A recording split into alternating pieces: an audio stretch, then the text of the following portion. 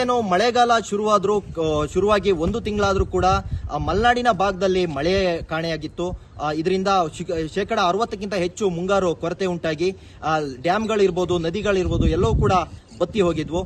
ಇದರ ನಡುವೆ ಈಗ ಕೊಂಚ ಸಂತಸದ ವಿಚಾರ ಅಂದ್ರೆ ತುಂಗಾ ಏನು ಡ್ಯಾಮ್ ಇದೆಯೇ ಅದರ ಜಲಾನಯನ ಪ್ರದೇಶದಲ್ಲಿ ಕಳೆದ 1-2 ದಿನಗಳ ಹಿಂದೆ ಮಳೆ ಆಗಿರೋದರ ಕಾರಣ ಇವತ್ತು ತುಂಗಾ ನದಿಗೆ ಏನು ಒಣಗಿ ಬಣಗುಡ್ತಿದ್ದಂತಹ ತುಂಗಾ ನದಿಗೆ ಒಂದು ಹಂತದಲ್ಲಿ ನೀರಿನ ಮಟ್ಟ ಏರಿಕೆಯಾಗಿದೆ. ಅದಕ್ಕೆ ಕಾರಣ ತುಂಗಾ ಡ್ಯಾಂನ ಜಲಾನಯನ ಪ್ರದೇಶದಲ್ಲಿ ಮಳೆ ಆಗಿರೋದ್ರಿಂದ ಡ್ಯಾಂನಿಂದ ಸುಮಾರು 2500 ಕ್ಯೂಸೆಕ್ ಅಷ್ಟು ನೀರನ್ನ ಹೊರಬಿಡಲಾಗಿದೆ. ಆದ್ರೆ ನೀವು ದೃಶ್ಯದಲ್ಲಿ ನೋಡಬಹುದು, ಅದರ ಆ ಡ್ಯಾಂನಿಂದ ನೀರು ಹೊರಬಿಟ್ಟಿರೋದ್ರಿಂದ ಇವತ್ತು ಏನು ತುಂಗಾ ನದಿಗೆ ಒಂದಂತದ ಜೀವ ಕಳೆ ಬಂದಿದೆ.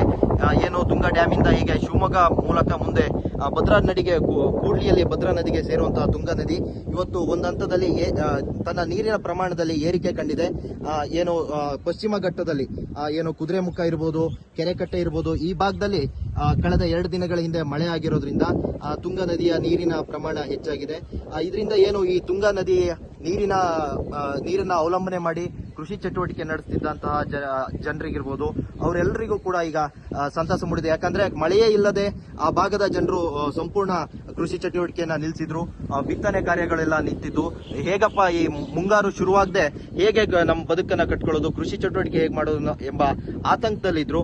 ಬಟ್ ಏನು ತುಂಗಾ ನದಿಯ ಜಲಾನಯನ ಪ್ರದೇಶದಲ್ಲಿ ಏನು ಕಳೆದ 2-3 ದಿನದಿಂದ ಒಂದಂತದ ಮಳೆ ಆಗಿರೋದು ನಿಜಕ್ಕೂ ಏನು ಶಿವಮೊಗ್ಗದಿಂದ ಕೆಳಭಾಗದಲ್ಲಿ ತುಂಗಾ ನದಿಯ ತೀರದಲ್ಲಿ ಇರುವಂತಹ ರೈತರಿಗೆ ನಿಜಕ್ಕೂ ಸಂತಸ ಮೂಡಿರುವಂತದ್ದು. ಕೃಷಿ ಚಟುವಟಿಕೆಗೆ ಅಥವಾ ಇನ್ನಿತರ ಚಟುವಟಿಕೆಗೆ ಅವರಿಗೆ ನೀರಿನ ಲಭ್ಯತೆ ಇವತ್ತು ಸಿಗ್ತಿರುವಂತದ್ದು. ಇದು ಏನು ಬರಗಾಲ, ಏನು ನಾವು ಕೃಷಿ ಬದುಕು ಮಳೆ ಇಲ್ಲದೆ ನಡೆಸೋದೇ ಕಷ್ಟ ಅಂತ ರೈತರು ಏನು ತಲೆ ಮೇಲೆ ಕೈ ಹೊತ್ತಿ ಕೂತಿದ್ರು.